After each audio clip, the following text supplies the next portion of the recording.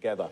Now, what are the critical issues that the two main political parties, the NDC and the NPP, have for us in this regard? Tonight, in the Joy News studios, we're bringing you a debate between these two juggernauts. For you, we're not going to decide for you to decide for yourselves what exactly their positions are and how this will feed into our national life. Yes, there is the ministry in charge of sanitation and water resources. There's COP29 currently ongoing and the different messaging. But the point is, what in the end do these two have for us as Ghanaians? We're having that all-important debate tonight, right here in our studios. We're also live on your Joy News channel, also on digital TV, Go TV channel 124, on myjoyonline.com and Joy 99.7 FM. Now, before we take a breather, before we come into the studio, so you actually see my guests and that we can engage them, there are some lay-down rules that I'm going to put forward before we get to them. But even before that, let me just make mention of the fact that we have these two stalwarts from the different political parties. I'm talking about the NPP and the NDC joining us tonight. So to my right tonight, I have joining the conversation Dr. Henry Kwabena Kokofu. He is a former member of parliament for Bantama, executive director of the EPA, the Environmental Protection Agency. He's also the presidential special envoy on the Climate Vulnerable Forum. You do know that for years, Ghana has had the leadership of that forum with our president heading that portfolio. Then we come to the National Democratic Congress to my left, and we have Professor Nana Ama Brown Kluche. She is a member of the NDC's Natural Resources Mining Science Committee, and she is a doyen in this. She's an academic, well-resourced in these matters. It's going to be, I don't want to call it a straight fight. It's going to be a straight dissection of ideas tonight between these two. And we also have, joining the conversation, experts who would help us situate the conversation and also make us know what exactly is being said. Truth or not? We're going to be fact-checking tonight, right here, during this debate. And those who will be providing these services, who are doubling as judges, we have engineer Odro Donko. He is with ProNet Accra. Let's just acknowledge them. We also have Basilia Nambigne, executive secretary of CONIWAS. Both of them join us for this conversation. Having said that, let me lay the ground rules for these discussions or the debate we're about to have, after which we'll take a breather and return shortly. This debate will consist of 3 rounds. 3 rounds, each lasting some 20 minutes. Now, during each round, candidates will answer 3 questions, main questions. There will be follow-ups on these questions. In terms of time allocation, each candidate has 3 minutes to respond to a question, and we're going to be vehement on that. 3 minutes to deliver your response to a question. We have our timekeeper, Stephen, who will signal when time is up. Stephen, I want to hear the sound of that bell, if you may. I think we can ring it louder. Okay, so debaters, when you hear that bell, it means your time is up, and you have to stop talking or wrap up, summarize your thoughts. After each round, the panel of judges will have 5 minutes to ask follow-up questions to the candidates. I'm talking about the 2 judges I've already mentioned. And then we shall take some commercial breaks. And also note that our candidates are going to be encouraged to be precise in their answers and adhere strictly to the time allocated. Honorable Dr. Kokofu, ground rules set. Are you okay with that? Very much so. Prof, are we okay? On the same page? Sure. All right. Ghana 4, I am your quiz master, if you like. My name is Benjamin Akako. It's a pleasure hosting you. We'll be right back after the break.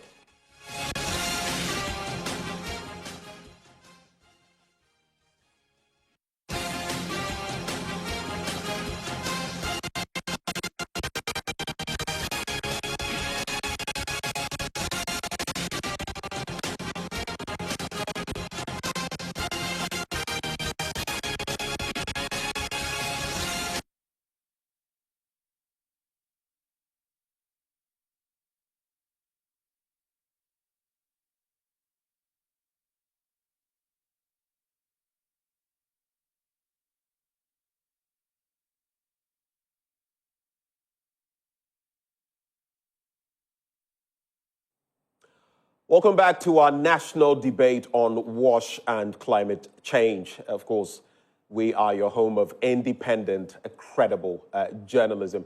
Now, tonight, as I've already indicated, we have the two political stalwarts in our studios, and I'm going to be posing certain questions to them. They are going to be debating from their policy angles, their frameworks, what they have in store for you ahead of election 2024. So, if we're good to go, Prof. Honorable? Yep. All right.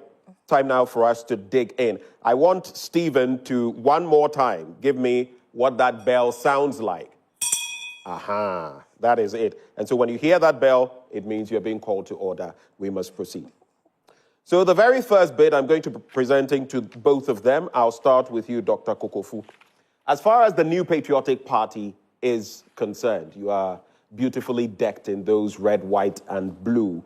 But what do you have in store in your manifesto in terms of water, sanitation, hygiene, and how exactly is your party planning for these policies to address the current gaps in terms of access to safe water and the provision of sanitation in Ghana? You have your first bite. Go.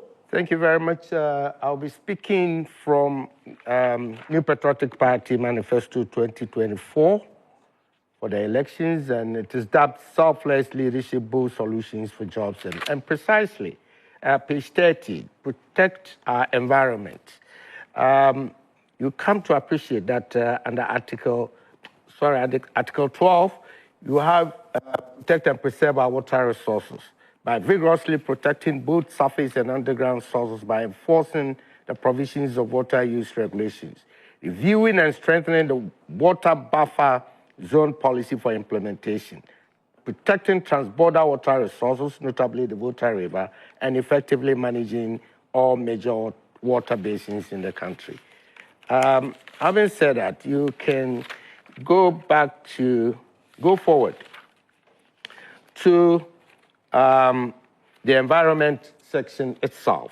That's page 2002. We're saying that the quality of environment, the integrity of the natural forest landscape, and all that water resources have suffered some challenges over the years, despite all that we've been done over the past years under the Akufo-Addo administration, where we continue to take steps to strengthen Ghana's environmental action plans with a focus on the Ghana Climate Change Policy Master Plan, Climate Smart Agriculture Action Plan, Energy Transition Plan for the energy sector, Ghana Red Plus Strategy for Forestry, and the e-vehicle policy, among others. We have also done integrated recycling and composting plans. But then, as I said, challenges still remain. So, under the next administration, we will offer both solutions in addition to policies already developed to ensure a safer, greener, and cleaner environment revolving broadly around increase in the enforcement of environmental standards and compliance across all sectors of our country. It will be recalled that our water bodies have suffered quite a lot of degradation, and the next government intends to undertake what we call rehabilitation, restoration, and also bringing back the water bodies to life through desiltation and then planting trees along the water course. This will be done in a form of business running. We're going to encourage private sector to come in and then also to make sure we restore the degraded water bodies whilst we encourage tree planting and then also get the water back to its life. Thank you very much. And that is the first bite taken by Dr. Kokofu, who has shared his party's thoughts. Interesting dynamics. I have my own questions for you, but I'm going to save them. And I'm going to come to Prof. Now, you're also fabulously decked in your own attire, getting ready to shoot. On that same point, in terms of water, sanitation, hygiene, resources, sanitation has been a crucial issue in our country. Access to water. What exactly is the policy of the NDC in this regard? Yeah, thank you very much. And I think the NDC is committed to WASH and this is based on the past history or what the NDC has done in the past. I mean, I will not go deeper into the past, but in the manifesto, we can put 4 categories of action planned in the manifesto. So improving or expansion of urban water supply and distribution. We have the rural water supply and distribution. We have the improvement of drainage and irrigation systems, and then the health facility infrastructure as well, all coming under WASH. So whilst I have some time, I'll go deeper into each of these points. So for urban water supply, in the manifesto, I think page 65, 66, 67, 68, we'll find this information there of the NDC manifesto. So in the manifesto, we promise to provide portable water to all communities. We are mindful of SDG 6, where every citizen, in fact, water is a basic need, a primary need for every citizen. And achieving the SDG 6, where portable water is for everyone's right to have, the NDC will provide portable water, expand and extend water distribution network. The NDC did it in the past. John Mahama and his administration had done a lot of water projects, and if I can mention a few, the water supply projects, the expansion of Berekese projects. So we are committed to expansion of water. So these are urban water supplies. There's one key point under this policy is to also equip the 48th Engineers Regiment of the Ghana Army to provide portable water to rural communities. And we're targeting especially communities that are living around fresh water or near fresh water to supply water to them. We have also in the manifesto to construct water storage facilities, especially for rainwater storage and provision of pipe-borne water for people. So we are very much interested in the rain storage because we receive a lot of rain in terms of amount and almost distributed to almost throughout the year, but then we still do suffer from water supply. So we have in our manifesto this point, and also to upgrade the existing water supply system, replace overaged pipes and improve and ensure equitable water for everyone. It's okay. You can conclude your thoughts. When the bell goes, just I could conclude. So we have also to improve drainage and irrigation system, especially in our urban communities as well. We know how our drainage system is at the moment, and we want to improve upon that as well. All right. So let me just make clear, when you hear the bell, you don't need to truncate your thoughts abruptly. You can just conclude on it, but make it very brief. So you've heard the two parties respond from different angles as far as what policies they are looking at. I have, like I said, a lot of questions on my mind, but after this round, the judges will come in, and then I'll also come in with my follow-up questions. Now, back to you, Dr. Kokofu. I noticed you were reading plenteously from your party's documentation, your manifesto earlier. But how does that same document address the impacts of climate change on WASH infrastructure? You heard your colleague just talk about some of them. Infrastructure such as freshwater scarcity and river depletion, and what adaptive strategies are in place in that document, and how do you hope to actualize them? Well, the storm water drainage and flood control and coastal protection problem has to do with climate change impacts and effects. So the next government of New Patriotic Party is going to be able to undertake national flood control program. 10 kilometers of new drains have been constructed already, and 36 kilometers of drainage channels are in lining up, bringing relief to many communities across the country. In addition, there's an investment of $350 million to deal with this perennial flooding in the Odo Basin through the World Bank-funded WaterAid project. And this is ongoing, and the next government is very much committed to continue with this. The sanitation infrastructure, we've instituted fundamental structural reforms aimed at harmonizing the management and delivery of sanitation services across the country. And we also do know that climate change have effects on healthcare facilities and giving pressure to these facilities. So there is a need to ensure that healthcare facilities are given wash services improved upon. And the Ghana Health Services have undertaken an extraneous account, thereby having data to be able to work on. So the next government is very much on course under Bawumia presidency, which I'm very much sure is going to be. We will undertake the necessary structural reforms aimed at revolutionizing and managing the delivery of wash services across the country through the 3 R's, the recycling, reuse, and recovery, to instill efficiency, effectiveness, and economic viability in the sector. The water resources management will review and strengthen the water buffer zone policy for implementation. And this also calls for underground water management and then harvesting of rainwater, and then the use and reuse of wastewater treatment after it's being used. There will be an aggressive implementation of the National Water Policy of 2024 to deal with the current challenges in the water supply sector.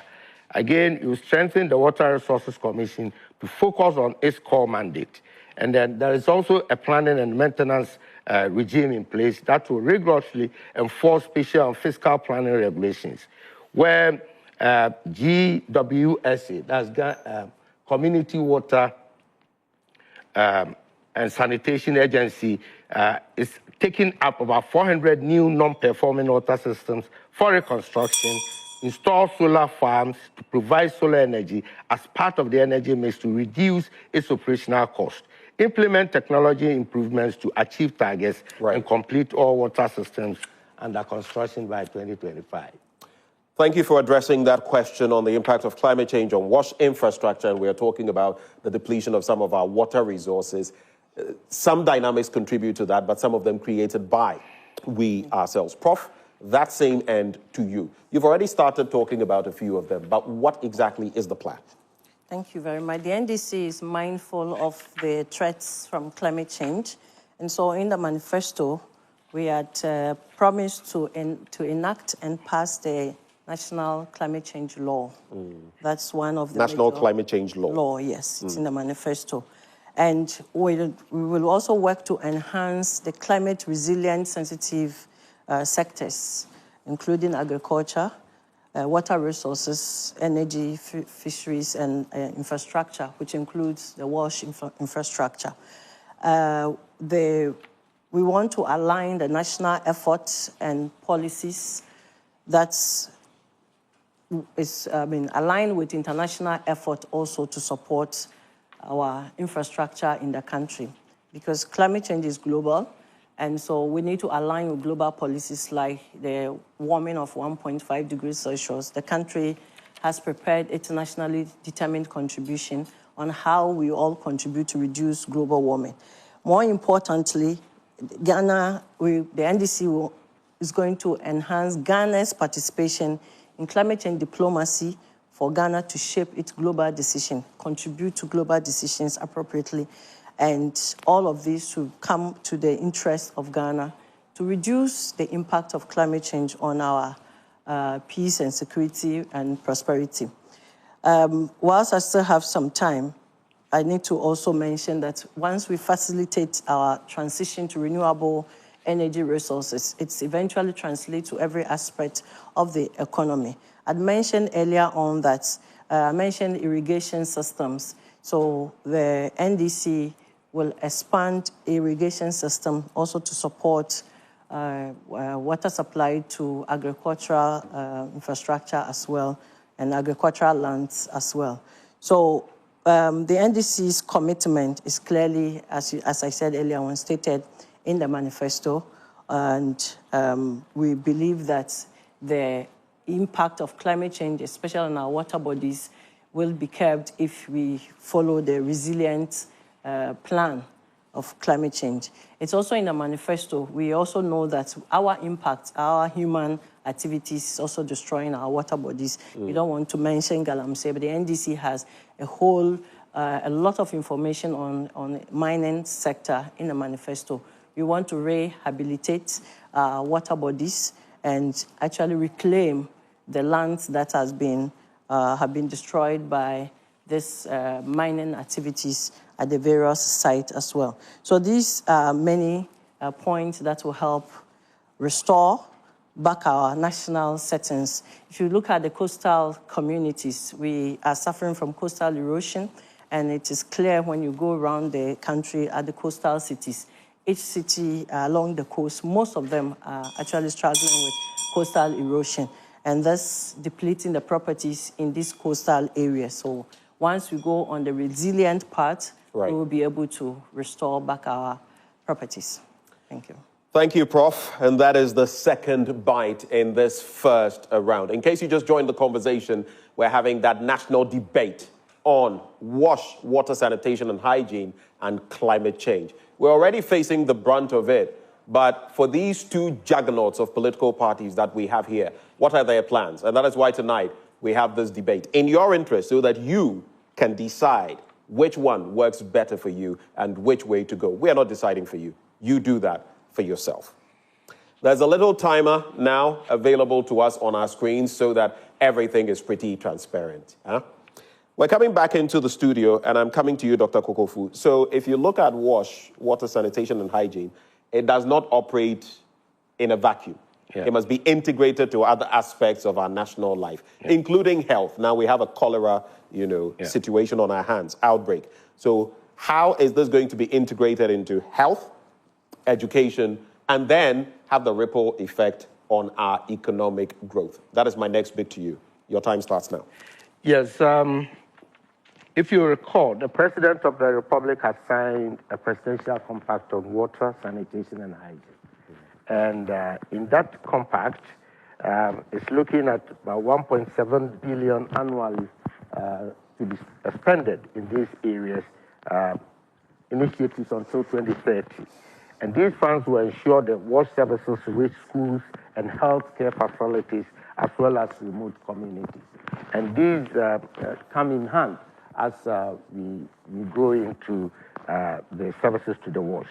Now, the compact seeks to, and the next government will have to do that, establish a national sanitation authority, which will support the government's efforts to eliminate, say, open defecation and other things. Furthermore, the national climate strategy will include building climate-resilient water and sanitation infrastructure services, ensuring the country is ready to the challenges posed by the increasing droughts and floods. These are very, very impacting on agricultural produce. And if agriculture so suffers, recently we saw what happened with the Bagri Dam, where farms were destroyed and all those things. Once we're able to do that, we'll be able to save agriculture from that. Then also the health facilities are overwhelmed when the dry season or the drought periods increases malaria incidence and other waterborne diseases. So these are all major interventions that we seek to do. Now, the Bawumia government will bring on board increased public spending on sustainable waste delivery by reducing the economic impact of poor sanitation. And here it is on record, Ghana loses $290 million annually. That is $12 per person per year, equal to 1.6% of the GDP, 1.6% of the GDP. So drastically reduce the 60 million Ghanaians who use shared lavatories. And once you're able to do this, you are enhancing the health the health potentials of people, and also bringing diseases down. It is also known that open defecation costs $79 million per year, yet eliminating practice worldwide requires less than 1 million latrines to be built and used. And this Bawumia government is committed to do that. We will ensure that we leverage on private capital and expertise in these sectors for climate smart projects designed in order to contain these difficulties. And one particular thing is we have a professor, Dr. Bishikari, who has a rural communities water project for 4,000 communities, vulnerable communities, right. boreholes that can be installed, and all this will lead into the economic life of the people and improve water supply. Thank you very much, Dr. Kokofu. I'll come to you, Prof, on that same point. Integrating WASH into our national life. What does the NDC have on offer? Thank you very much. So I earlier on mentioned the expansion of rural water, urban water, and the irrigation system and drainage system. For the district assemblies, integration of WASH also into the district assemblies, the NDC is committed to increasing or strengthening the allocation of the 5% that from GET fund to the common district assemblies common fund. It's going to have an increase from 5% to 8%. Thus, we believe will strengthen the development at the district assemblies level, where the district can provide, build, or develop KVIPs and for its people to avoid, as he said earlier on, open defecation and the use of other ways and means for people in our various, should I say, rural communities, even urban communities. So the NDC is also having the intention not to increase the ministries. So John Mahama had promised that under his administration, he's going to go for 60 ministers, and that will help save some money that is used at the central government. Some will go down to the district assemblies level to support the development at the district assemblies. So that is basically that, and the many other projects that the NDC is committed in doing. The University of Health and Allied Sciences at Ho that the NDC had put up, also dedicated to WASH, especially for health aspects and sanitation. It's also in our community, so training of expertise, getting back into our communities and societies will equally help improve the sanitation. And education in general. So I believe that the support of John Mahama's policy to provide free tertiary education will help a lot of our youth and young people to choose going to tertiary level, and that will also improve the education level of the country and will eventually improve our sanitation and hygiene in the country. Thank you very much for sharing those thoughts. And in case you just joined us, our two debaters this evening, Professor Nanama Brown-Kluche from the NDC's end. She's a member of the NDC's Natural Resources Mining Science Committee, and from the MPP's end, Dr. Henry Kwabena Kokofu, of course, a member of the MPP's Manifesto Committee and head of the Environmental Protection Agency. I am now former. I am now going to acknowledge WaterAid for helping us come through with this national debate. Of course, without their help, we wouldn't be here. But I'm going to cede to our judges now as we get their quick reflections. So far, you have heard the two sides. We've brought you in because of your expertise, your know-how, how you can filter down to the issues, practicality, reality, and of course, if they are not telling us the truth, we want you, through your articulation, to point out where the frailties are. I'll start with you, Basilia, Executive Secretary of CONIWAS. What are your reflections on the two of them? Where are you starting from, Basilia? Okay, so listening to the two, I see that they have touched on issues around the sector, like current issues, and I'm happy with where they want to go, both parties. But let me start with Honorable here. Maybe let me go to, initially I wanted to ask him, the first question that had to do with wash delivery. I didn't hear so much on the delivery side, but later I think he was able to chip in a lot of things they wanted to do. In subsequent questions. In subsequent questions, yes. Right. So I will leave that question because it's been answered.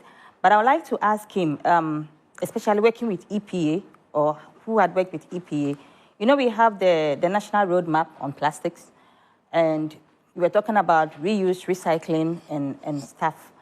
I want to know whether you've considered implementing the recommendations from that roadmap. That's the national, the Ghana Impact with all partners developed. Yes, you recall that there is, before the Parliament of Ghana, the Environmental Protection Authority Bill.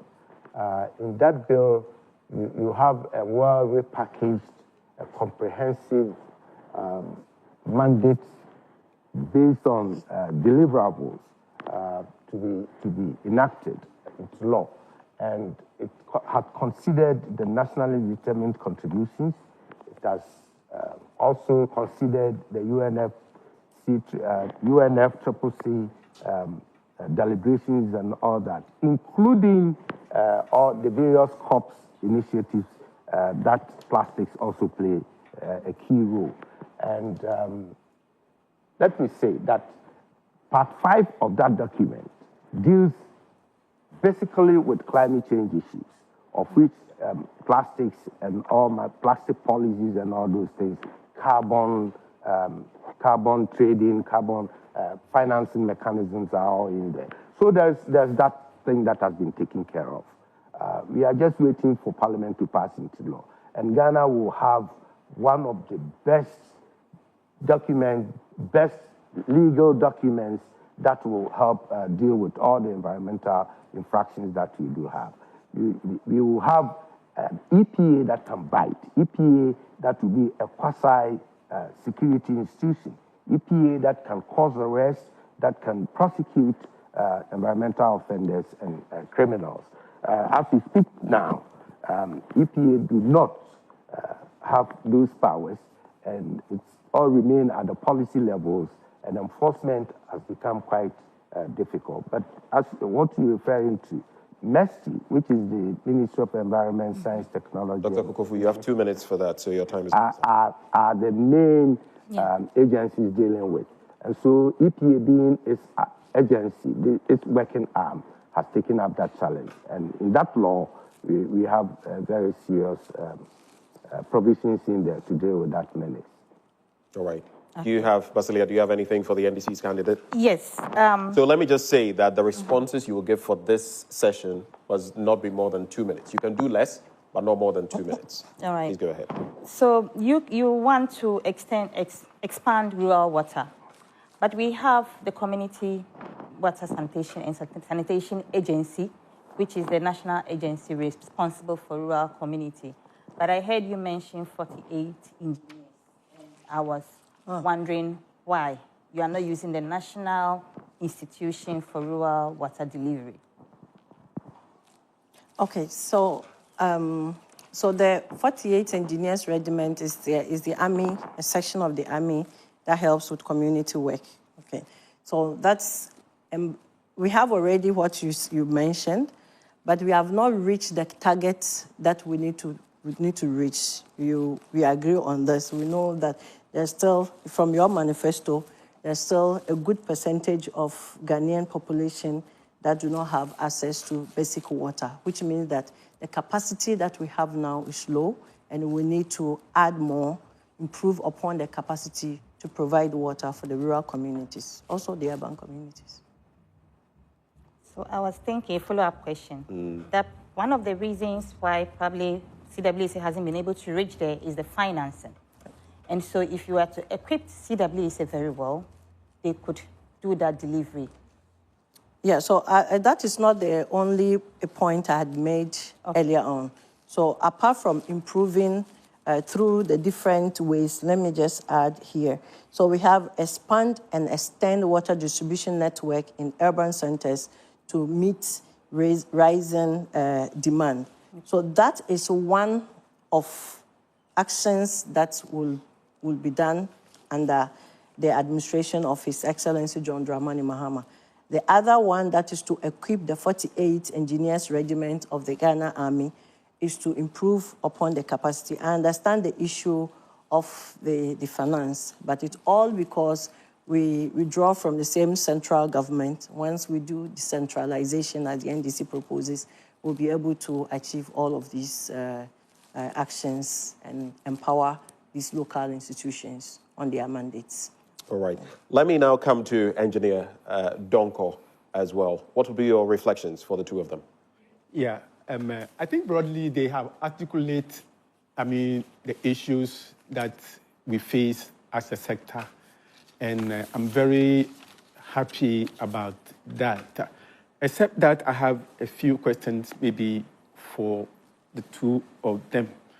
They have, most of their discussions had looked at urban water and the bigger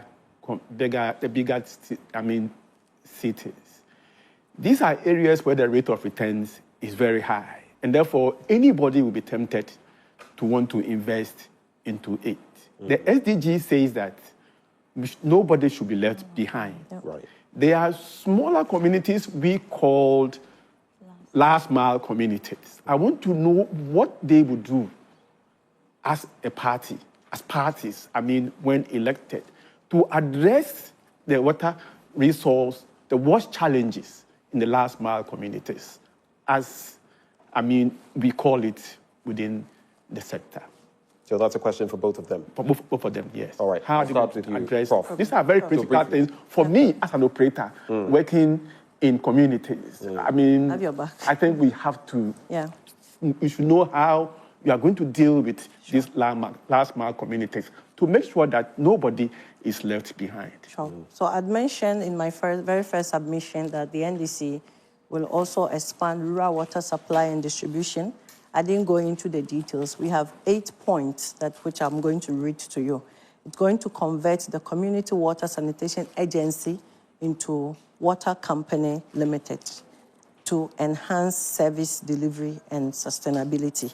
It's going to rehabilitate and convert rural underground, groundwater system, solar mechanized system, and construct new system in underserved communities. So that will address especially your concern. And we'll also utilize scientific data, which includes space applications to implement groundwater, dams, rainwater, mentioned earlier on, flood water harvesting systems to local communities that may need them. We're going to also reduce water costs, importantly, and especially through strategic investment in storage, transmission, distribution, and then infrastructure development. We're going to strengthen regulatory bodies, including the EPA, Water Research Commission, CSIR, Ghana Water Company Limited, and others to provide regular updates on water, soil, and air quality. So there are 8 points, as I said. I've mentioned 5. If you allow me, I'll end with the... No, we don't have that much. Maybe my last point on that, to provide boreholes for areas without potable water and areas that are not living near water, fresh water resources. So we have deep drilling to get clean water tables to supply them with water, especially in the Galamsey areas. Thank you very much. Both judges and debaters as well, let me just let you know that we have just about an hour to go. We have 2 more rounds, so we have to let our responses and our questions be straight to the point. And I'm going to limit the time to 1 minute, unfortunately. So let's do this. So just be leveraged. To your question, Akufo-Addo-led administration, after investing over $2 billion in water supply within the large communities, cities, and all that, there's also the need to cater for the smaller communities. So the Community Water and Sanitation Agency is quite viable and doing a great job. All it needs to do is to recapitalize and encourage them to do more. There's the construction, we will do so by infrastructure. That's 190 communities has already gotten improved water delivery systems. And it runs over 40,000 boreholes in 1,200 small town water subsector to private sector investments as small water enterprises. And there are currently about 4 such enterprises operating over 100 small and micro water systems in the country. So there's a need to enhance that kind of activity. And how do we do that? Under Bawumia presidency, we ensure that the objective of economic growth, industrialization, urbanization, and rural development will be achieved by getting these things. And I have here, if you would like to know, the private sector involvement and then non-governmental actors also coming in to help. This is a typical example of a private sector undertaking community water development through ultramodern chlorination, automatic chlorination systems with boreholes constructed with real-time disinfection being applied at the community areas. So there's 4,000, this is for 4,000 communities that the Vice President has already engaged a professor in Australia to undertake. Thank you. We will double these things Thank you. as we go ahead. Thank you. Thank you, judges. We don't have that much. How?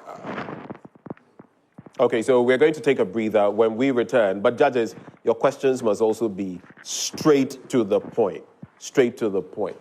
We're taking a breather here. Hopefully you're enjoying this debate. We're putting the two major political parties on the spot. We're, getting their feet to the fire of accountability.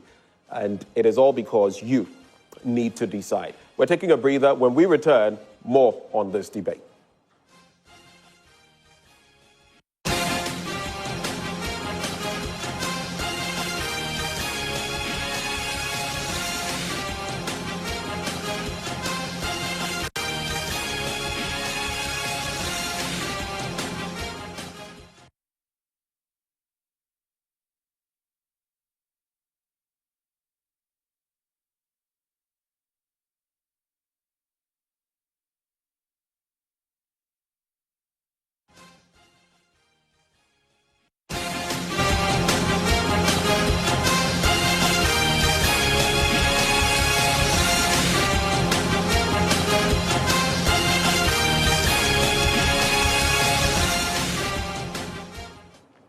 And here we are back again in the national interest. It is our manifesto debate on WASH and climate change. What do these parties, the NDC and the MPP, have in store for all of us?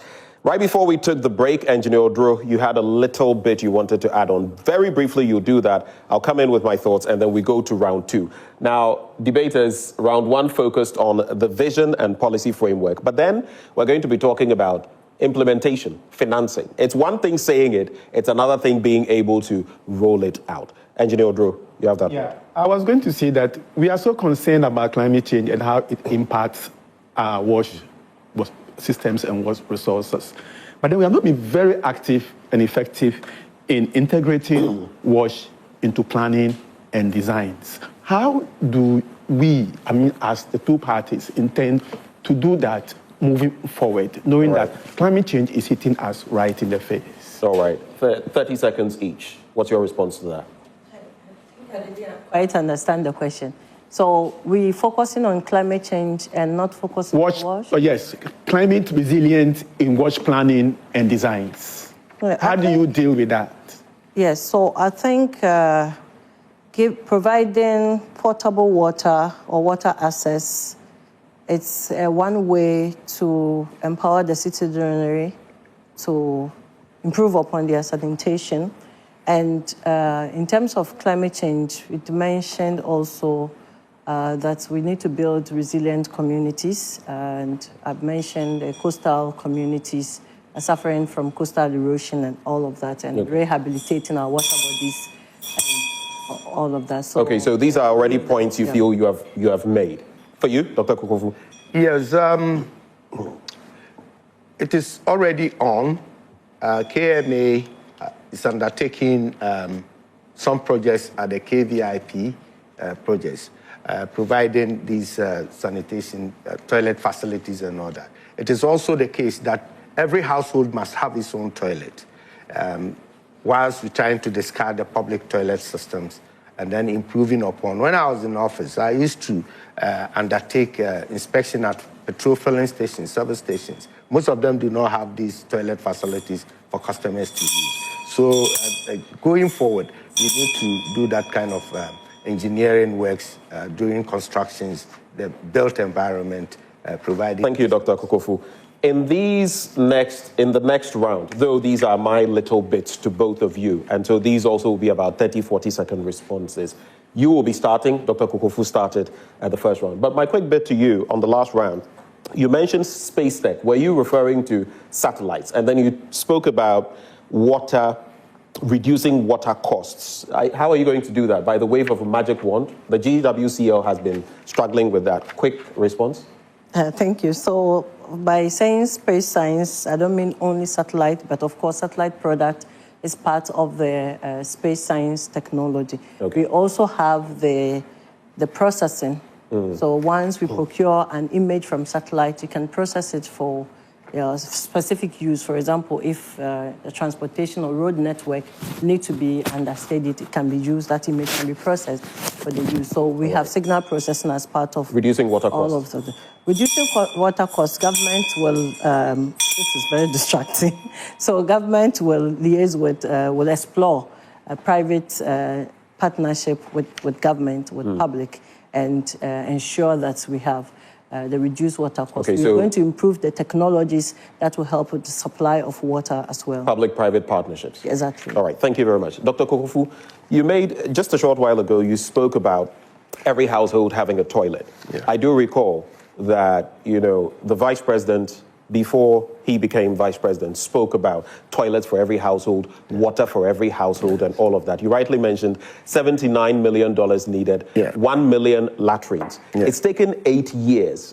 Is it now that we're going to be able to do this? The former Works and Housing Minister, Samuel Atachia, made mention of this to the people of Nima. What happened?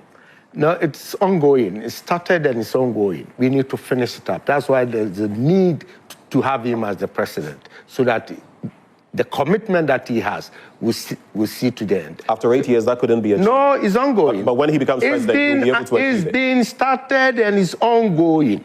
I told you at KMA, at AMA, it's ongoing. And you can verify. We have this project on. Each household having toilet, being subsidized by the district assemblies and the metropolitan assemblies. And so there's a need to enhance it. Thank you, Dr. Kukofu. So once he becomes president, we will see to the finish. Ladies and gentlemen, we are now proceeding to round 2, focusing on implementation and financing. All the fanciful, the lovely things they've been talking about. How are they going to generate funds for them? I remember Dr. Kukofu talking about GWARAID and some $350 million. But I'll start with you, Prof.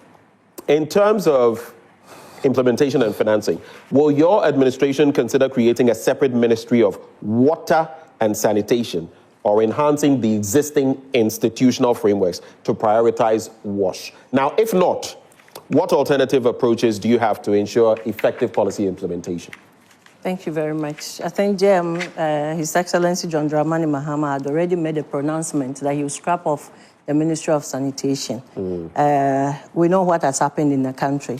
So we believe that sanitation doesn't... You don't want me to go into the Cecilia Dapa issue. Oh, that's what you mean? Yes, so we don't want to go into that. But the point I want to make is that sanitation doesn't stand on its own. So we're going to work together with the environment and science and technology, because we need the science, we need the technology to also implement the WASH as well. So it's going to be integrated into the Environment Ministry and Science and Technology Ministry to strengthen it in that sense. So that's it. You want more? Oh, no, you have your time, so if you're done, you're done. Yeah, so exactly based on on your question, I think this is the best answer I can give you. Okay, so you're going to couch that as a focus as far as WASH is concerned. Yeah, so you asked a very specific question. Indeed. And if we are going to remain or retain what is already there, or create a new one. So that's what exactly I'm explaining. That instead of retaining what is there, GM had already made a pronouncement of going to scrap it off and then rather integrate it into the Ministry of Environment, Science, Technology and Innovation, because we believe that WASH should not stand alone. It should be part of science, it should be part of technology, or technology as a solution for WASH, and also it's an environmental problem as well. Right. So it's going to be integrated. All right. Thank you very much. Dr. Kokofu. Yes, the New Patriotic Party government considers WASH as a very critical priority area. So it has indicated that it will promulgate and establish National Sanitation Authority that will align with all the sectors, health, water, hygiene, and all those things to bring it to fore. And then also strengthen the existing community water sanitation agency. Indeed, it's doing a wonderful job providing these services to the rural communities where engineer rightly pointed out to us. So the water supply, the rural water supply systems is very much key. So CWSA will be resourced and recapacitated, and then the National Sanitation Authority will be established to oversee all that. As with the ministry, the prerogative resides in the president, because he has promised that he will be dealing with 50 ministers. Right. So we do not know what will happen there, during the arrangement. But you can be assured that when it comes to WASH, Dr. Bawumia's government is very much committed to enhancing and then prioritizing its effectiveness. Thank you. Thank you very much. That every Ghanaian is not left out. All right.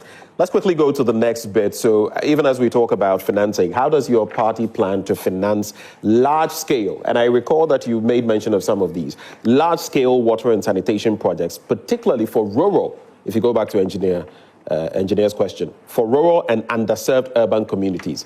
What are your innovative funding mechanisms that you're going to bring to bear? Prof. Yeah, thank you. I think the NDC in the manifesto had mentioned funding and partnership as that's the mention. So I mentioned earlier on the public-private partnership to finance most of the initiative that is pertaining to WASH. And we also have the international collaboration that will help strengthen or achieve the SDG goal number 6 as well. So, of course, we don't have the magic wand, as you said, but we need to work at it. So we need to work judiciously with private organizations, international collaborations, as I mentioned earlier on. But particularly... When you say private organizations, do you have any target organizations you're hoping to work with? Not that I can mention now, but particularly cutting the waste in government and to improve or support the local government system to be able to have the development that we need for WASH at that level. All right. Thank you very much, Prof. Dr. Kokofu, large-scale projects require large-scale financial support. How is your party planning to do this, especially in serving rural and underserved communities? How are you going to innovate to raise money? Well, existing private entities that invest in WASH services will be incentivized, and then other benefits given to them. Existing ones like which ones? Existing ones, like Zoom Lion, just one group of companies, they are all in there. There are a lot more. And then we will pursue with diligence climate financing mechanisms and instruments through the launching and implementation of the Climate Prosperity Plan. It's in there, and WASH has a space there. We also leverage on private capital and expertise in that sector. And I've just mentioned that there is this Australian professor who has the funding as a grant to give to nations, and Ghana was able to win that kind of thing far back in COP28, and it's about 29 million US dollars to be put in. The Vice President office is working very hard on that. We also strengthened state institutions alongside, like the district assemblies, metropolitan assemblies. There is this law that decentralization of their finances, that will give them the leverage. We strengthen the fiscal capacity of local government. And under that, we will implement policies aimed at strengthening the fiscal capacity of MMDAs to deepen and drive their cost. And they will have money through the local government finance bill law that will be promulgated to give them money to do most of these investments. Where will the money come from that will go to local government? Well, they will have their priorities. They will be doing their budgeting at that level. And so once WASH is said to be a priority area, they will surely find the money there. And then we also be looking at carbon smart investments, like the one I showed you. The idea is to do automatic chlorination of borehole water and then UV disinfection. This one will allow taking away the boiling of water as a disinfection mechanism, where you save wood.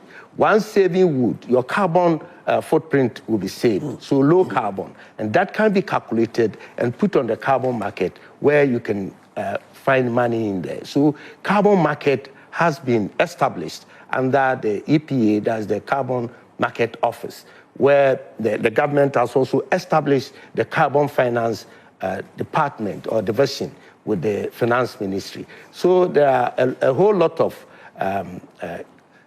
carbon smart financing mechanisms available that can bring in the needed fund. And then cutting down costs through ensuring efficient and effective prompt delivery of services. Okay, yeah. All right. Thank you very much. But even as we talk about these boreholes and the rest, we have illegal mining and its effects seeping into the soil as well. And chlorination cannot take away that. So it would be interesting to find out what the moves would be from there. But moving to the next point then, capacity building, the adoption of innovative technologies. What role would that play in the implementation of your WASH programs, harnessing technology?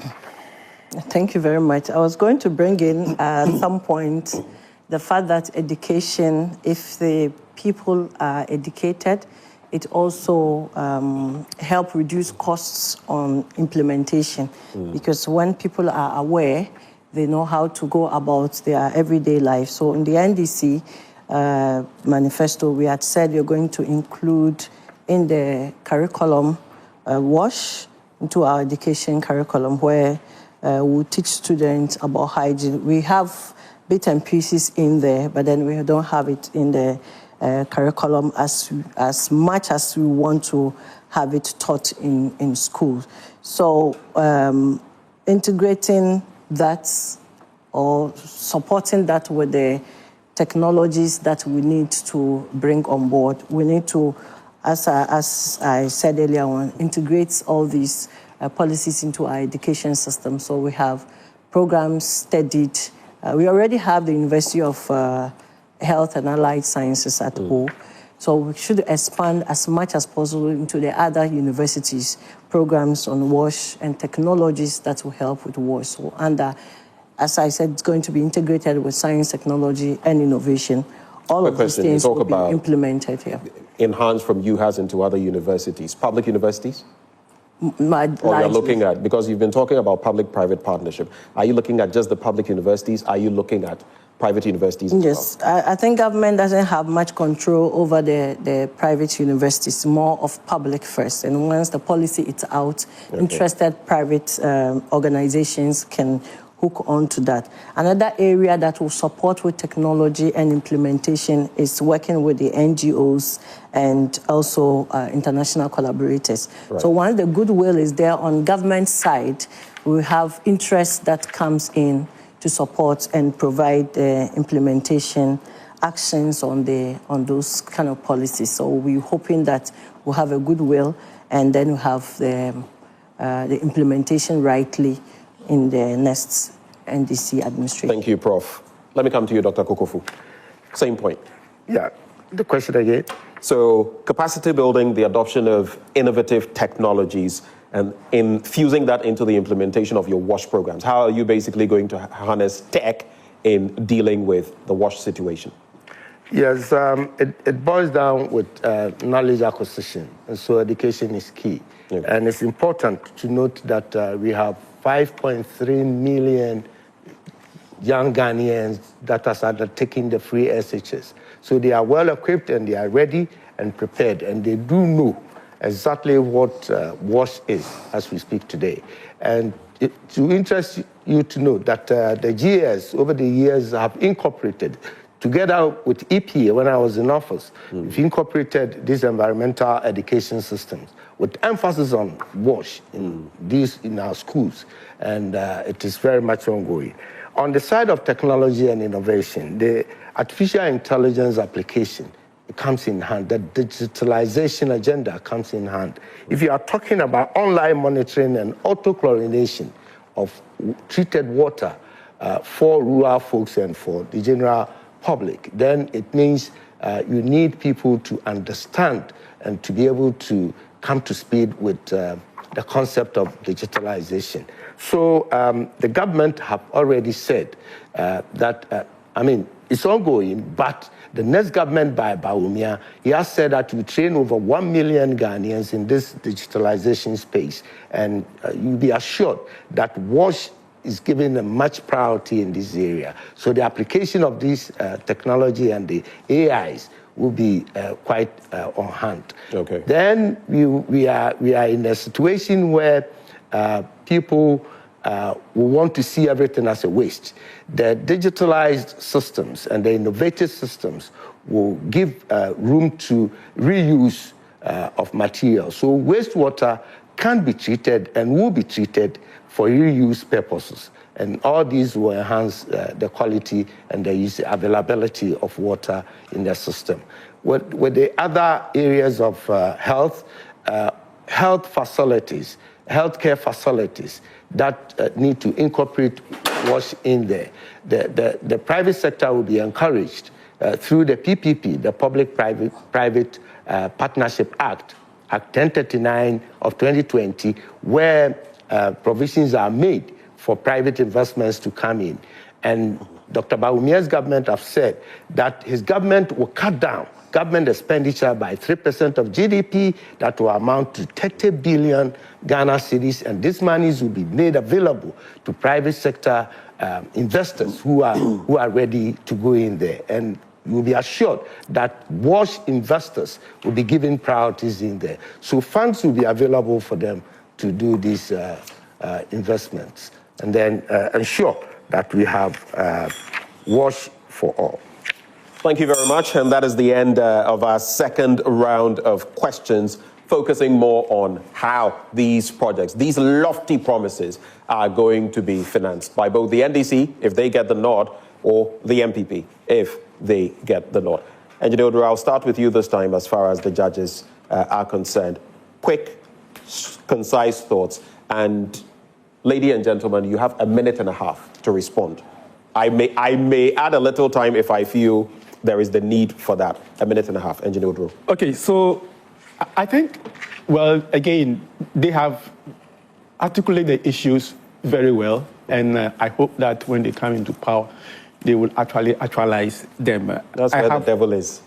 I have a question. First, I want to acknowledge that Mr. Kokofu, for the issue he raised about NSC, that has been one of our passions. And we think that that is an agency that is missing within the line of the National Sanitation Authority. Yes, and the fact that, their government, when they come to power, will want to institute that. That is a very, very good, intention that they have put forward. But then had to do with funding. NGOs, development partners are committed to support the national community water and sanitation program. The challenge is government commitment to release funds to support, to augment what they bring. We signed onto SWA before the Korea Compact, signed onto SWA. Government commitment was not too much forthcoming. So I wanted to know what would be their commitment to ensure that WASH commitments this time are fulfilled. Okay, that's your question. Are you done? Yes. I'll start with you, Prof. So I think the whole issue of funding is what the WASH or the sanitation area has suffered in the past. I remember in the very past growing up, we had this town council who will come to our homes and all of that. The NDC proposes to have community-based financing model and also have decentralization, I mentioned it earlier on, so that we can have very specific or pay very specific attention to the issues of WASH. And still in terms of financing, if we integrate WASH into our climate policies, it makes it easier to assess climate finance to support WASH activities as well. So the global climate finance we can assess as a country. We have the Green Climate Fund. When we position ourselves appropriately, we have the national, we have adaptation fund. We have so many other sources of funds, some from World Bank and some from different agencies. But he's asking basically, is the commitment there? The commitment is, I mentioned the goodwill, that once the goodwill of government is there, we have the private, we have the developmental agencies, we have the NGOs coming on board to support with the implementation. Okay, thank you. That same question for Doc as well. Right? Yes. Doc, quickly on that. Yes, I'll begin by saying climate change effects have had very, very strong telling on finances of developing countries, including Ghana. At the Climate Vulnerable Forum, we did a computation and got to know that loss and damage alone amounted to $560 billion when you divide it across 48 countries that form the CDF. However, the total debt burden of these countries amount to $600 billion. So you can see that, but for not climate effects, loss and damage, these economies would have been doing well. So having gotten to that, we've been able to negotiate with the global north through the COP28 and its antecedent meetings, that there's a need to look at these countries, their need to fight climate change through resilience, moving away from vulnerability to resilience and to prosperity. So within the Climate Prosperity Plan, there's a portion in there that deals with financing mechanism for issues like WASH. So we do well, but Umia's government will do well to get attraction to that. And then also the adoption and full implementation of the National Strategy for WASH, IPC, for the 8 years, has been able to attract foreign interest. Okay. And then the government, the next government, is going to save 3% of GDP. And 30 billion will be available. Okay, so government will be ready and prepared to be. Thank you, Dr. Kokofu. Can I put a challenge?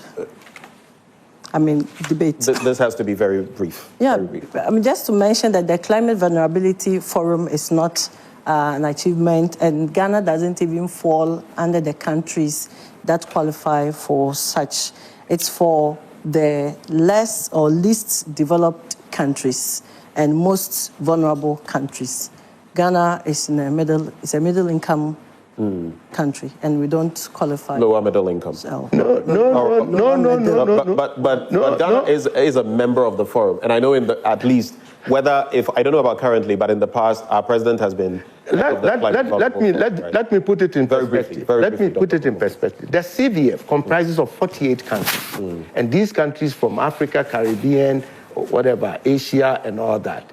And Ghana won the presidency at Glasgow, and she was there when I was the leader of the. That is not the point. It's about whether we have access to funding. We have access. Indeed, we have the headquarters here in Ghana. The Secretary General is here in Ghana. Ghana had to trade off the headquarters. Dr. Kofu, for the sake of time, so we have access. How much have we got from that fund so far? No, you see, it is not a fund. It is a climate vulnerable forum. You're not getting... It's not a fund. I'm saying, I know it's a forum. You are saying that we can tap into a certain fund. How much have we got from that? We can tap into the International Green Funding, and then the CVF is encouraging CPPs. That's Climate Prosperity Plan. So you can't pinpoint how much we got from it so far. Of which Bangladesh, Sri Lanka, Ghana, we have completed our own. All right, thank you very much. Once you get a commitment, you'll be able to attract... Basilia, what interests me, and just to maybe a precedent to your coming in, is that oftentimes we talk about, we need to deal with climate change and all of that, and we need money, especially from the West. I was at, one of these fora before, I think, COP26 or 27 in the Netherlands, and it is clear that they are not forthcoming. The United States, the European countries are not forthcoming, yet we keep sitting and saying that, we are waiting for them to give us money to solve challenges that we have right now. $79 million is what you need to deal with a situation when it comes to open defecation. 1 million latrines. Yet we sit down and we want someone to give us money before we solve that problem. I don't see how that makes sense, but that is what we've done ad infinitum. Your thoughts? Any questions? Yeah, so maybe taking from that and where Mr. Odro also mentioned, we have a number, or we've had a number of taxes that came up in the past, like the plastic pollution, and now we have the sanitation pollution levy, which the wash sector players like us thought that some of these funding could be channeled into sanitation. Besides this, because our sector, among the services sector, is one of the least funded. If you talk about the services, education, health is the least funded. And the GDP is supposed to be 5%, but we keep reducing. So what can you do to tap into these already existing sources of funding to support the wash sector? Because we shouldn't wait for climate change, but these are things that we could tap into. Yeah, sure. Let's go straight. Sure, thanks. Yes, I believe the taking sanitation levy from Ghanaians should have a targeted solution. Sanitation levy? Yes, we have the sanitation levy. The already existing or yeah, the one that we're already paying. Okay. We're paying that. So that I believe should not go into the central government coffers, or it should be directed directly towards solutions for WASH. But then that is not the case at the moment. So she's right. We need to put the levies, whatever revenue we get from there, appropriately into solving the WASH challenges that we have in the country. We have also the plastic levies, as you said. And so we believe that government should be refocused, especially in terms of financing very specific sector where we take specific levies for. So, as I said, NDC is committed. You remember the National Sanitation Day during the John Mahama administration. So all of these, where we had one Saturday in a month to clean up our various places in the country. So we have demonstrated in the past many of these commitments, and the NDC will continue to commit to WASH when it comes to power. Dr. Kokofu. Well, it is easy to say and talk about levies. Economically, that is it, the polluter pays principle. But you and I know the constraint within our sector. So we are not paying the realistic levies that can cater for. So there's the need for central government to find money within these constraints, fiscal constraints. That is why I keep on saying that the next president, God be so good, Dr. Mahmoud Bawumia, has emphasized that there's the need to liberate government from certain expenditures. And he has proposed the cutting of 3% of GDP that will amount to 30 billion Ghana cedis. And these monies will be available for critical prioritized areas like WASH, where private sector investment will be encouraged to go in there. And it does not become more or less a government to do. Because if teachers at the education sector, if nurses and doctors at the medical sector are all looking for money and they are on the neck of government, strike here, strike there, and there's little financing there between investing in WASH and then paying the salary of teachers. Obviously, you may want to go to payment of salary. So there must be extra release of funds. And this initiative will release funds for WASH. All right, we're going to have to cap it off here. Thank you, Basilia. Thank you, Engineer Donko, as well. Now for round 3, having spoken about the vision and the policy, having spoken about financing and implementation, in round 3, we're going to be looking at local partnerships and measurable outcomes. Whom are they going to partner with at the local level, district assemblies, NGOs, and what are the outcomes that they can forecast? What is the plan? We're going to look at those. When we return, after all of that, there'll also be a question and answer session with our audience. You don't want to miss that. You want to share your thoughts with us as well so that we can put the questions to our debaters. We'll be right back.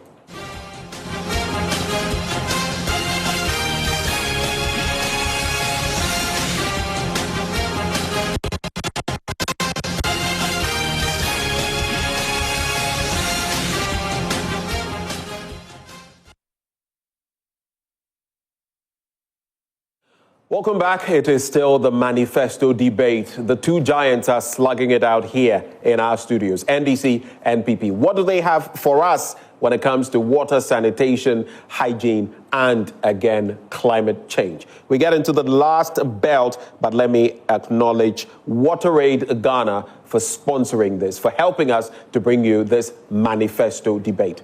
Our judges are still here. We're going to have a brief Q&A should time allow us to do that. But this time, since it's the third time, I'll come back to you. I'll be starting with you, Dr. Kokofu. And we go to our very first bit. As an NPP administration, assuming Ghanaians give Dr. Bawumia the nod, how will your administration empower district assemblies to prioritize WASH services in planning, budgeting? What specific support will you be providing, especially at the local level? Well, there's the need to deepen the fiscal decentralization in line with the 1990 Constitution. That's the laws governing mobilization of additional resources from the capital markets to finance local level economically viable projects, including WASH. So the government under Dr. Bawumia will encourage the MMDAs to do that, just that. And then also, will this be outside of the district assembly setting? Yes, it will be outside the district assembly common fund. That's what you want to talk about. Yes, this will allow, once you get this thing through, it will allow to free the district assembly common fund to do other things. So this is an innovative way of financing them, and that is their budget lines. But then we also encourage them to continuously go ahead with the collaboration with sister cities across the globe, where they are having technical support and then financial support as well. Their relationship with CSOs like WaterAid and others will also have to be looked at and strengthened at that level.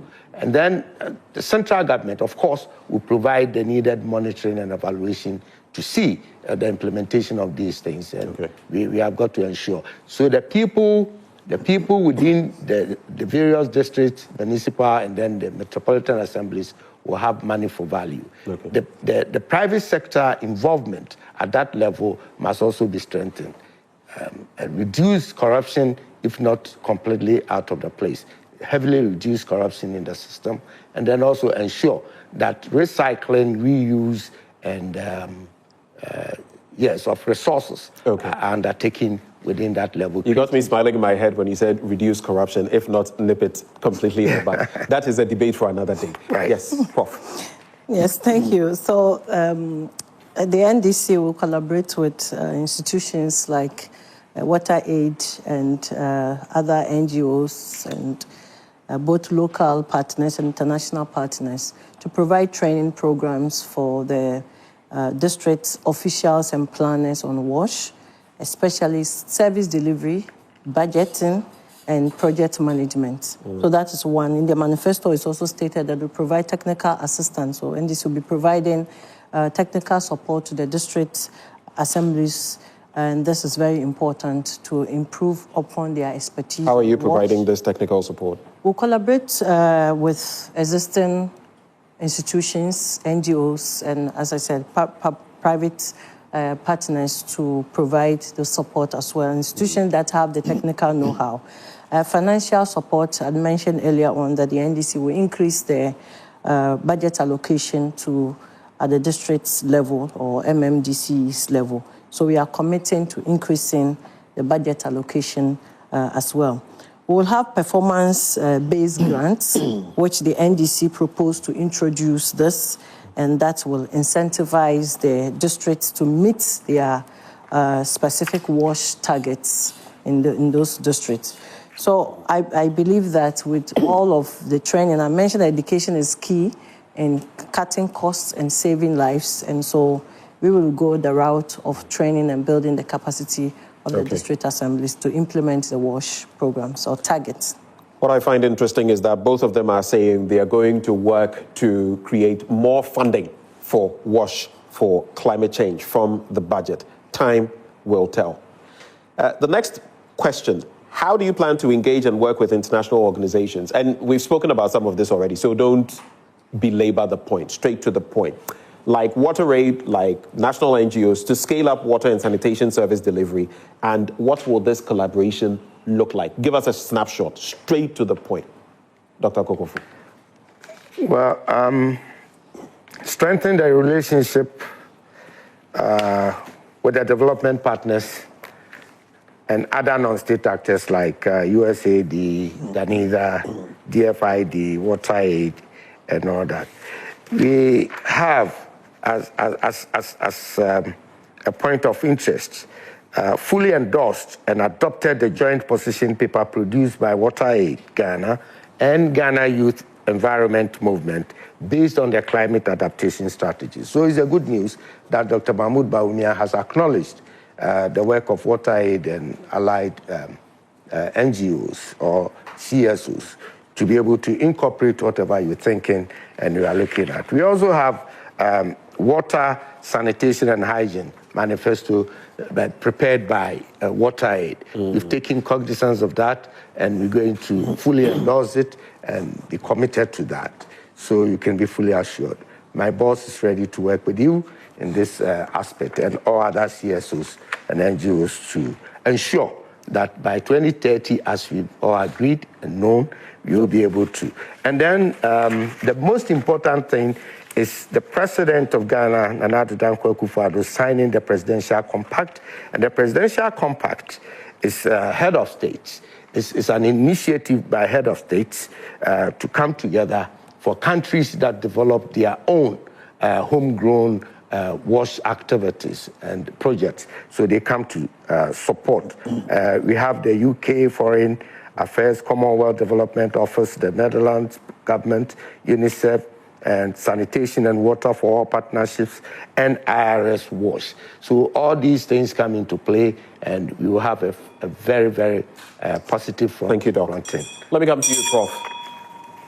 Collaborations, international, local, NGOs, others, service delivery.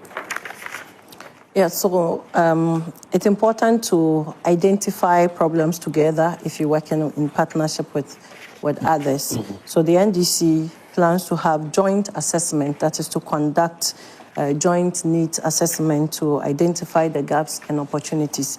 We believe that the NGOs are very close to the people and very close to the, I would say, the problems or the challenges we are dealing with. And government has the political will, has the international goodwill as well. So putting the two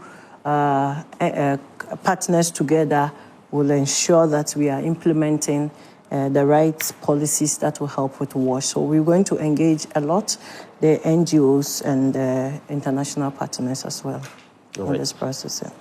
Thank you very much. Let's go to our final bit. By the end of your terms, what specific targets, measurable outcomes, deliverables will your governments achieve to advance Ghana's progress towards SDG Goal 6? And that has to do specifically with ensuring water and sanitation for all. That's one only God can tell. Dr. Kokofu. Yes, the commitment has already been made, and the leader of New Patriotic Party has emphasized that. And we do know, we have data as to the levels that we do have. About 88% water coverage in the country. So it will be in the interest of... Which entity conducted the survey? The 88% water coverage. I think WaterAid you have. The standard statistical service. The Ghana Statistical Service. GSS. Yes. Yes. Yeah, so you can cross-check whatever I give out there. The GSS. Yes. So, 87. yes. So, Placing under across President Akufo-Addo, Ghana has 88% water coverage in this country. And it is in the interest of the incoming president that we will build on that. So, it will not be far-fetched if he reaches 100% by his second term in office. And then, again, there are data and statistics on wash within the healthcare delivery facilities, which is woefully inadequate, admittedly. And that is why I've said that the adoption, we have adopted and will fully implement the National Strategy for WASH IPC in healthcare facilities. Okay. And that one, whatever the levels are, we are sure to double the percentage by close of day. But by way of closing, let me say that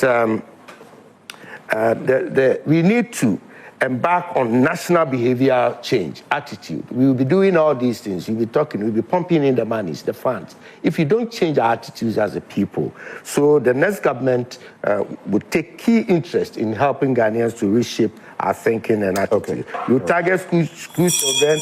I think your point has been made. Education. Let's come to Prof. Final thoughts. At least your reflections on that matter, and if you have any final thoughts, this would be the time. Yes, I believe the country has a sanitation and water target by 2030, and to achieve the SDG 6 goal, that is having sustainable basic water and sanitation service for all by 2030. We are in 2024. Next year, the new administration is starting at 2025, which makes it or give us only 5 years to reach to 2030.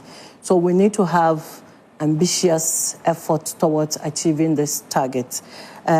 This, I want to premise my submission based on what has been achieved already by the NDC. So if we had steadily expanded on the water supply systems that the NDC provided in the past, we would have been very close to achieving the goal of this sanitation by 2030. So the NDC is still committed in increasing the coverage of water access and improving on sanitation of the country. The NDC Manifesto, or John Dramani Mahama, had mentioned working 24 hours with the 24-hour economy initiative, and mentioned that our sanitation in the cities, in the urban areas, will be collected most of the time during the night hours when people are still in bed, and that will help improve the sanitation, especially in our urban cities. Thank you very much, Prof. Doc. Before I fully acknowledge you, I'll come quickly to the judges. One question each. We take brief responses and we have to go. So, who goes first? Basilia, Dr. Donko? I missed it. Oh, okay, right. Engineer Donko, I beg your pardon. Go ahead. Okay, so I think the two of them have spoken very well about how they are going to raise funds for the district assembly to support WASH, initiatives. But one thing they haven't actually told us is the fact that currently as a development entity, they have not been given that mandate to mandatory plan for WASH and implementation. Right. How are their parties going to do that to strengthen, because we have only five years to reach the SDGs. And we can't depend on only Ghana Water and Community Water and Sanitation. Right. We need other agencies that would augment their role. How would they do that to get us to where we have to get? We're going to take the second question together so that when they answer once, it is done. Basilia. Okay, so they've been mentioning water, and the access to water is good. What measures would they put in place to increase sanitation? We are only 25%. We are that one, we are woefully inadequate. Right. And then we still have 17% open defecation. What are the measures? And you need $5 million every year if we want to reach the goal of sanitation by 2030. And we cannot say that we as a country cannot do $5 million every year. But Dr. Kokofu, you have the first bite. Let's do 1 minute each, and it's a wrap. Yeah, please, your question again. I'm saying sanitation is still woefully backwards. Yeah. We are just 25% achieving sanitation, unlike water. And 17% of Ghanaians still defecating in the open. What measures are we undertaking? Yes, before the government took over, we had close to 25% Ghanaians doing the open defecation, and it's been reduced to 17%. And then the sanitation achievement has also been encouraged. I mean, it has been improved from, I think, 13% to 25%. I'm not too sure. So it tells you that the government has taken steps. There's the need for continuity. It is possible we will get there, but there's the need for continuity in government. So we'll be able to continuously and pursue and vigorously pursue that agenda of getting it. Right. And in this case, you strengthen EPA, you strengthen CSW. I'm answering your question. You strengthen Community Water Sanitation Agency. In addition, you bring on board National Sanitation Authority. Okay. To be able to help coordinate and all that. Thank you, Doctor. And then also having working Thank you, Dr. CSOs, NGOs, and other non-profit actors. Dr. King, thank you. So maybe I'll start with your issue on how we are going to empower existing and local institutions. I mentioned earlier on that we'll do a joint assessment and assess the gaps and opportunities. So once we are defining together, we are in a process of providing the solutions together. You are close to the people. You have the technical know-how. Government has the political will, has the goodwill as well to support. So together, we can implement the WASH targets that we want to achieve. The NDC's proposal in improving the funds to the district assembly level is basically towards the hygiene part, more of the hygiene part than the water supply part, the sanitation part. So I mentioned KVIP at the very beginning, if we are able to increase the support that will go into the local government budget. And I believe that will go specifically to support sanitation at the local, the training and all of that are to support sanitation more than the water supply, because government is going to do the water supply with developing partners. Thank you both so much. Thank you, all of you viewers. This has been our manifesto debate on WASH, water sanitation and hygiene, and climate change. Now we leave it to you. You decide whether these two, which one of them has convinced you, which one of their policies and implementation you agree with. And I'd like to salute our judges today. Engineer Odro Donko, he's with ProNet Africa, and Basilia Nambegne, Executive Secretary Koniwas. She also joined this panel. Debaters, Professor Nanama Brown Kluche, member of the NDC's Natural Resources, Mining and Science Committee. Thank you so much for doing us the honors. And from the NPP's end, he's a member of the NPP's Manifesto Committee and also former member of Parliament for Bantama, Dr. Henry Kwabena Kokofu. Thank you, sir, for joining the conversation. We couldn't have done it without you, our viewers. Thank you for watching as well. We thank Stephen, our timekeeper. And this is how we are going to have to sew it up here. But the discussion continues ahead of election 2024. My name is Benjamin Akakpo. Thank you for watching.